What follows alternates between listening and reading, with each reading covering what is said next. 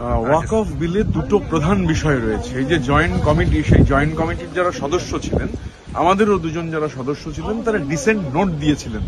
এবার dissent note মানা নাই হতে পারে, কমিটির মনে করতেই পারে যে ডিসেন্ট নোট মানবে না, কিন্তু ডিসেন্ট নোট পাবলিশ না হওয়া, রেকর্ডে না থাকে, আমি ডিসেন্ট নোট নাই মানতে পারি, কিন্তু ডিসেন্ট নোট আমাকে পাবলিশ করতে হবে, আমাকে অন রেকর্ড রাখতে হবে। সেই ডিসেন্ট নোট অন রেকর্ডে নেই, এটা গণতন্ত্রের ওপর একটা চরম আক্রমণ। মানে সংসদীয় গণতন্ত্রে সবসময় আমাদের পার্লামেন্টারি ইতিহাসে ডিসেন্ট নোট থাকবেই, ডিসেন্ট নোট সবসময় থেকেছে। তাহলে হঠাৎ করে ডিসেন্ট নোটকে যে সেন্সার করে দেয়া হলো, এটা তো সেন্সারশিপ, এটা এক ধরনের জরুরি অবস্থায়, এই জরুরি অবস্থায় সেন্সারশিপ করা হলো। এবং বিষয়টা আবার মনে রাখা দরকার, এটা কোনো ধর্মীয় বিষয় নয়, ওয়াক অফ একটি সাংবিধানিক বিষয়। তো সাংবিধানিক বিষয়, সেখানে বিরোধী সাংসদরা ডিসেন্ট নোট দিচ্ছেন, ডিসেন্ট নোটটা পাবলিশ পর্যন্ত করা হচ্ছে না, রেকর্ডে নেই, এটা গণতন্ত্রের ওপর, গণতান্ত্রিক ব্যবস্থার উপর একটা চরম আক্রমণ।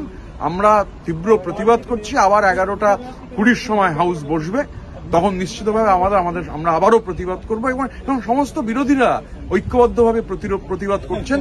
কেননা আবার বলছি যে এই অগণতান্ত্রিক ভাবে এই ডিসেন্ট নোটকে এরকম ভাবে সেন্সার করা যায় না। এ তো ঘোষিত নয়, অঘোষিত একটা জরুরি অবস্থা জারি করেছে বিজেপি।